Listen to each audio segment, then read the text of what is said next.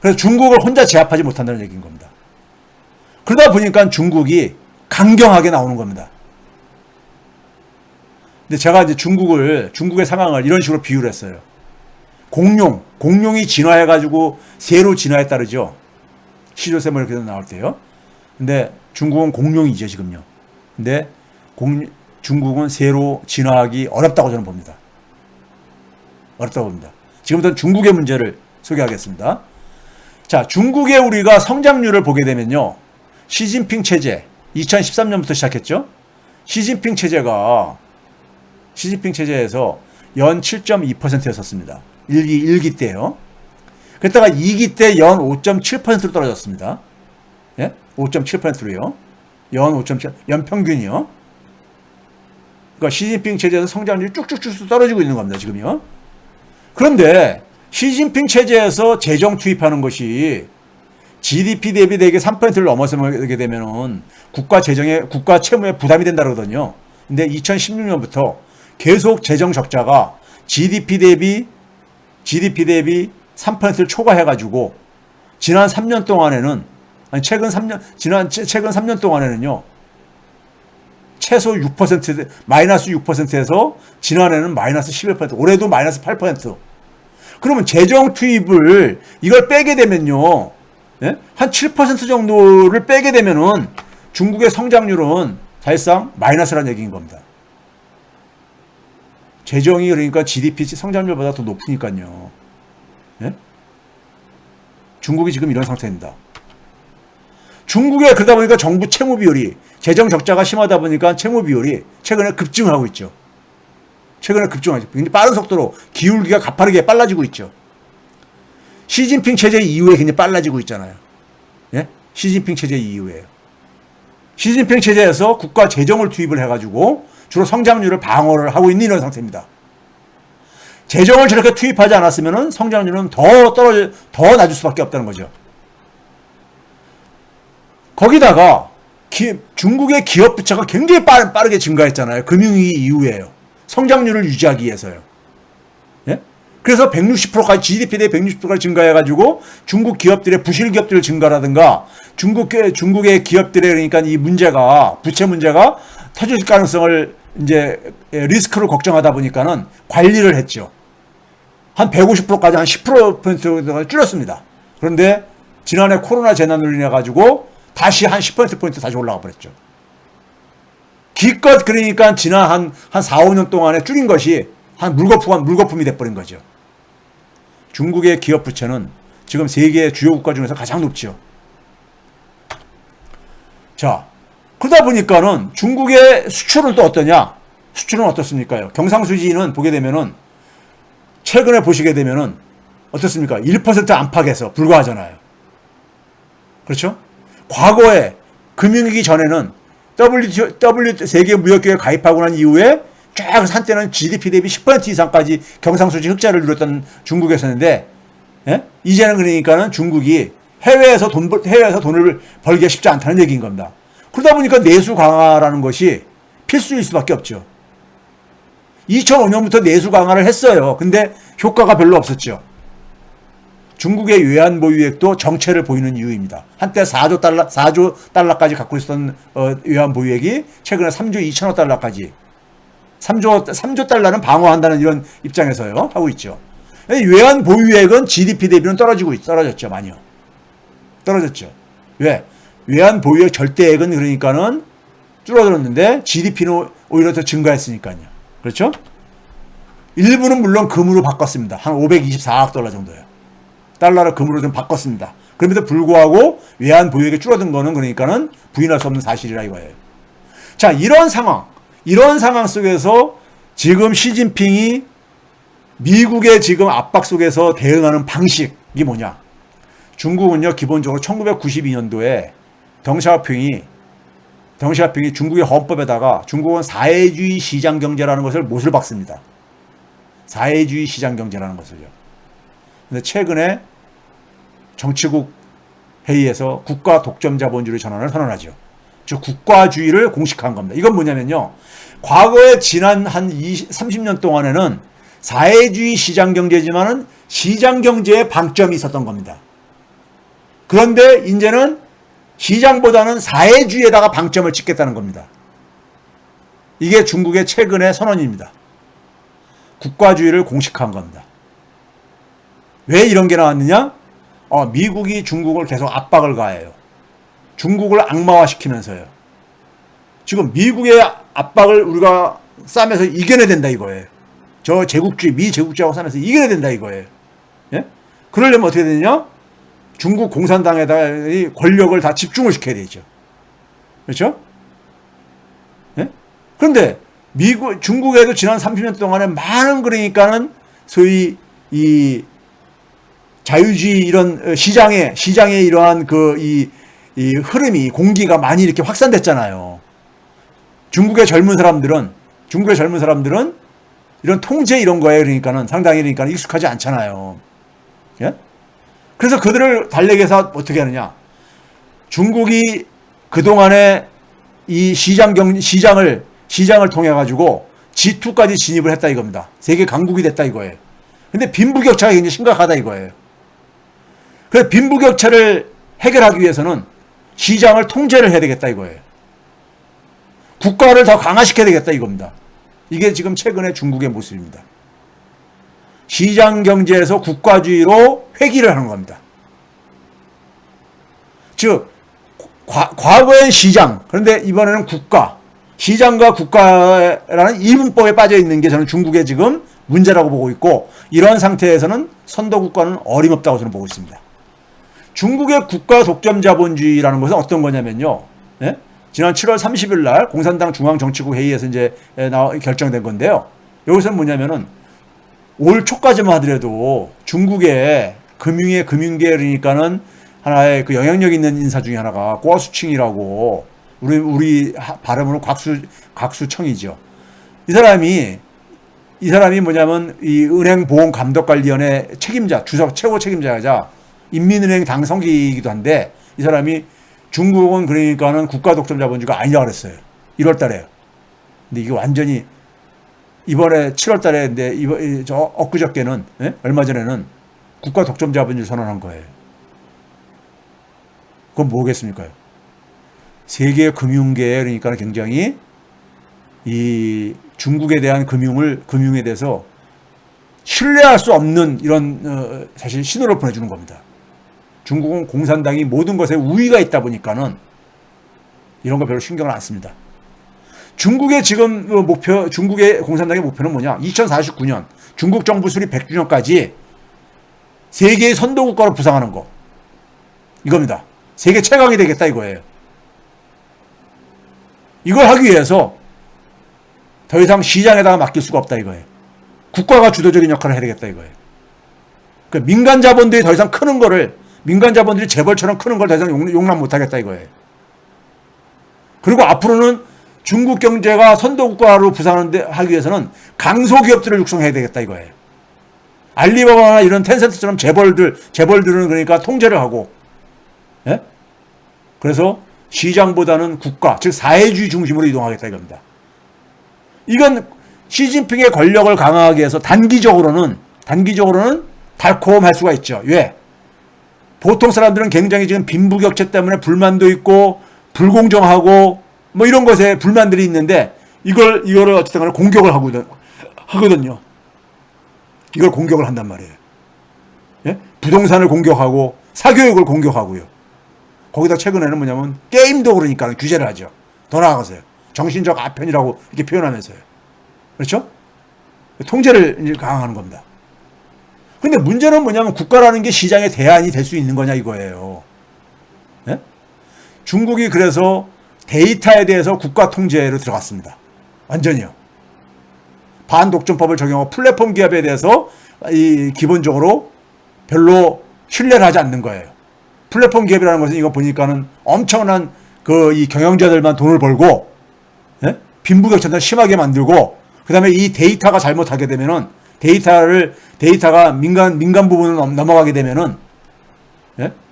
이 중국의 그러니까는 중국의 이 통제가 제대로 작동하지 않을 수가 있다는 얘기죠. 예? 그래서 자본이 더 성장하기 전에, 자본의 힘이 더 성장하기 전에 이걸 제압하겠다는 것이고요. 정치 권력이 예? 하겠다는 거죠. 문제는 경제의 플랫폼화는요, 지금 자연스러운 경향이거든요. 이거 자체를 부정한다면은 저는 중국 경제에 미래 없다고 봅니다. 국가 주도로 경제의 플랫폼화는 저는 불가능하다고 보는 사람입니다. 만약에 그게 가능하다고 중국이 생각했다면 플랫폼 경제를 이해를 못하고 있는 겁니다. 두 번째는 뭐냐면은 내수 주도 전환으로 이제 바꾼다 그랬잖아요. 근데 자녀 교육, 이 사교육 문제나 부동산 문제 이것만 가지고 이게 내수 주도가 가능하겠냐 이거예요. 지금 교육이 우리나라도 만약에 있잖아요. 사교육을 만약 다 금지시킨다고 한번 가정을 해봅시다. 사교육 금지시키면은 교육 문제 해결됩니까? 그러니까 학교 교육만 모두가 다 학교 교육만 받게 하면은 교육 문제 해결되냐고요. 지금 21세기에 살아갈 아이들한테 필요한 교육은 사교육에서도 제공되는 건 아니잖아요. 학원 교육 이런 데서 해결되는 게 아니잖아요. 오히려 교육의 다양성, 아이들이 그러니까는 아이들이 문제 해결 능력을 그러니까 키워주는 이런 것들이 그러니까는 오히려 빈곤한 게 문제인 것이지, 예? 사교육을 다 없애고 학교에서 그러니까 교육으로 전환한다고 해서 교육 문제가 해결되는 거냐 이거예요. 자, 코로나 재난 전후에 제가 그랬죠. 애플이 그러니까 우리가 이 영업이익률이 2012년에 정점을 찍고 자 한동안 후퇴했다 그랬잖아요. 예? 영업이익도 그러니까 정체를 하고 매출액도 크게 안 증가했다고 하잖아요. 예? 애플, 구글도 마찬가지입니다. 뒤에서 보여드리겠지만. 그럼 이게 왜 그러냐? 제가 그런 얘기 한 적 있죠. 이런 플랫폼 기업들이 그러니까는 매출액은 굉장히 그러니까는 많이 증가했는지 모르겠지만은 영업이익률이 이렇게 떨어졌던 이유는 뭐냐? 데이터를 엄청 확보했는데 그 데이터를 가지고 그 다음 사업들을 못 만들어내고 있다.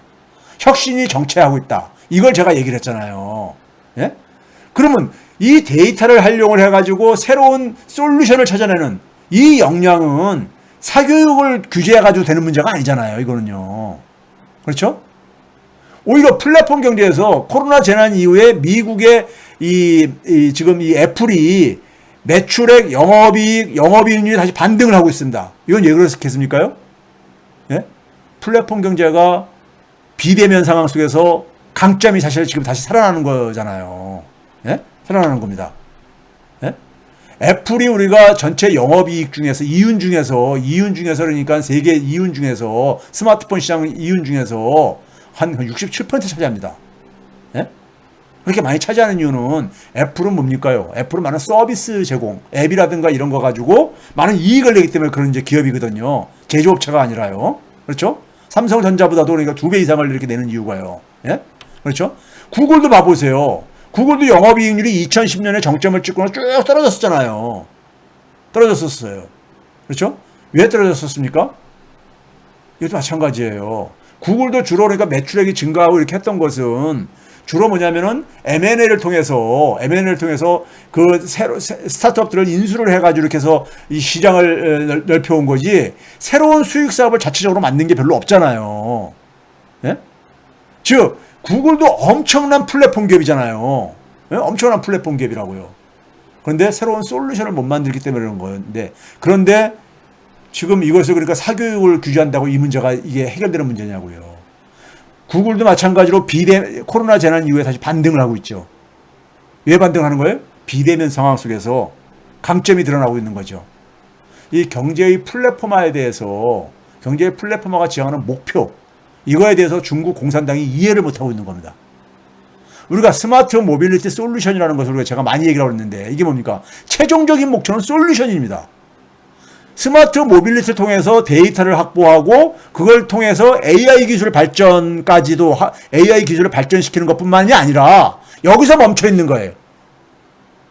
여기서 중국 정부는 AI 기술을 확보할 수 있는 데이터 확보했으면 됐다는 거예요.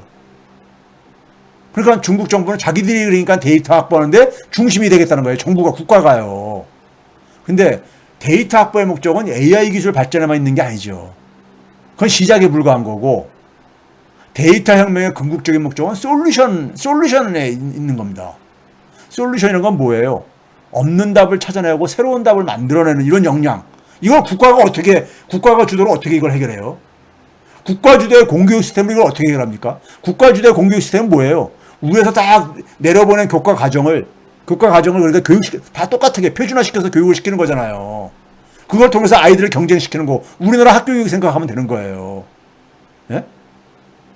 우리나라 여러분 선행교육이 21세기에는 완전히 빵점짜리 교육인 이유가 뭔지 아세요? 선행교육이라는 게 뭐예요? 답을 먼저 알고 있는 사람인 거잖아요. 답을 먼저 알고 있는 이런 교육이잖아요. 예? 그러니까 답을 먼저 알고 있으니까는 새로운 답을 찾으려고 하지 않죠. 예? 없는 답을 찾아내는 게 아니라 이미 답을 알고 있는, 예? 이런 거잖아요. 선행교육이라는 것이.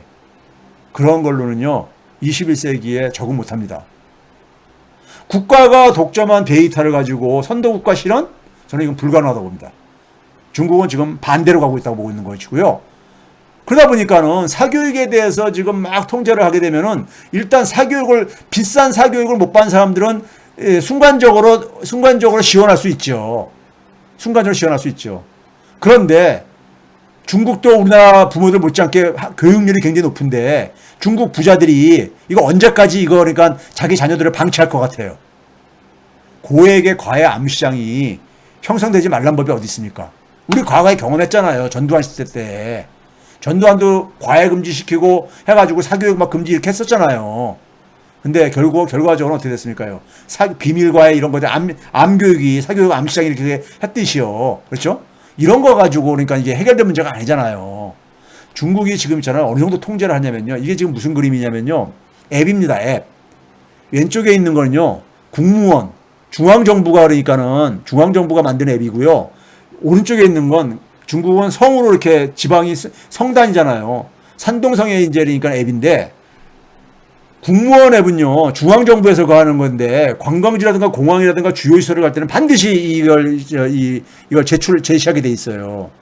그다음에 성 같은 경우는 일상생활 속에서 자기들이 이용하는 시설에는 항상 이걸 제출하게 돼 있고요. 예? 우리 QR코드 가듯이요. 이 QR코드거든요. 그래가지고 이게 서로 상호 연계가 돼 있어가지고 사람들이 그러니까는 거의 다 24시간이 그러니까 24시간이 다 이렇게 관찰되고 있는 거예요. 예? 24시간이요. 완전히 빅브라더 이런 사회인 거죠. 그 사람들이 그래서 전화번호를 입력하게 되면 쫙 자기가 어디를 거쳤는지 리스트가 나오더라고요. 예? 이렇게 통제를 하고 있습니다. 이렇게. 그럼 이걸 통해서 데이터는 많이 얻을 수 있죠. 근데 이 데이터를 가지고 지금 중국이 그동안에 AI 기술을 많이 발전시켰습니다. AI 기술 발전까지는 할 수 있겠지만 그 다음에 솔루션을 어떻게 그걸 만들겠냐 이거죠. 그 다음에 강소기업을 육성하겠다는데요. 그래서 전문성, 정확성, 그 다음에 특별성, 그 다음에 새로운 걸 이런 구호를 내치하고 앉아있는데 강소기업이라는 것은요. 이거는 그냥 있잖아요. 우리가 구호로 외친다고 되는 게 아닙니다. 이건 하나의 제도이자 문화입니다. 독일의 강소기업이 유명하잖아요, 우리가요. 독일 강소기업이요. 근데 독일 강소기업이 어느 날 그냥 뚝딱 이렇게 나온 게 아니잖아요. 예? 이게 독일 강소기업은 100년 이상의 역사 속에서 이게 나온 겁니다. 거기다 선진국가들은 기본적으로 자기 완결형 산업구조를 지향하죠. 자기 완결형이라는 건 뭐냐면요. 소위 말해서 원세트형, 풀세트형 산업구조죠. 지금 뭐냐면은 스마트폰을 만약에 예를 든다면 스마트폰을 만들기 위해서 우리가 필요로 하는 부품이라든가 소재라든가 그 다음에 그걸 관련된 기술이라든가 그 다음에 그걸 조립하는 그러니까 제품을 조립하는 이런 제조 능력이라든가 이런 모든 걸 갖추고 있는 게 자기 완결형 산업구조이고 그게 바로 풀세트형 산업구조죠. 그래야지만이 다른 나라한테 의존하지 않는다 이거죠. 예? 그러면 이런 풀세트형 산업구조를 그러니까 우리가 만들기 위해서는 당연히 그러니까는 이 강소기업들을 육성하는데 강소기업들이 되게 하는 역할이 어디냐? 바로 이 중간재, 부품이나 소재 부분을 담당하는 거죠. 우리가 일본이 아베가 경제 침략하고 난 다음에 소부장 산업, 소재, 부품, 장비 산업 육성을 우리가 시작하고 있듯이요. 그렇죠? 이걸 가겠다는 거예요. 근데 이거는 당연히 해야 되는 거죠. 당연히 해야 되는 것인데 시간이 굉장히 걸릴 수밖에 없다. 하루아침에 되는 문제가 아니다 이거죠. 네? 하루아침에요. 거기다가 저는 이 부분입니다.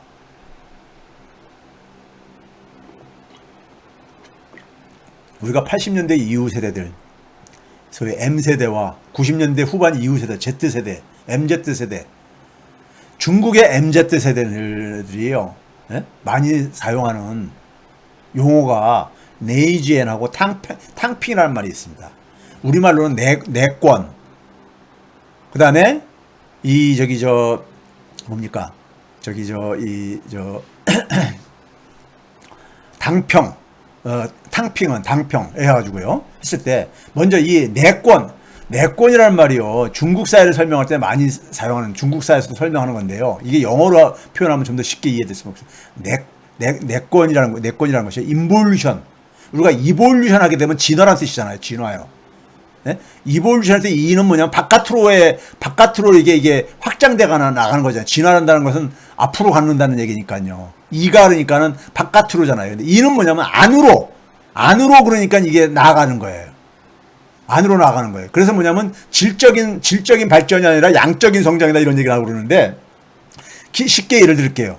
쉽게 예를 들면 뭐냐면 내권적인 성장이라는 것은 뭐냐면요. 자, 우리가 8시간으로 지금 수입을 800을 만들어내고 있어요. 네? 800을 만들어내고 있어요.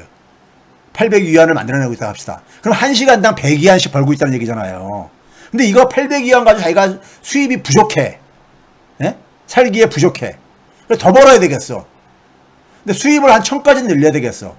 근데 1000까지 늘리기 위해서는 자기가 수입을 1000까지 늘리기 위해서는 12시간은 4시간을 더 일을 해야 돼. 이건 뭡니까, 그럼요? 시간당, 1시간당으로는 얼마가 된 겁니까? 90 몇으로 줄어든 거잖아요. 100에서요. 예? 즉, 시간당 그러니까 수입은 줄어들었는데, 총 수입은 증가한 거잖아요. 총 수입은 증가했는데, 시간당 수입은 줄어든 거잖아요. 이게 바로 내권합니다. 내권은 무슨 말인지 아시겠어요?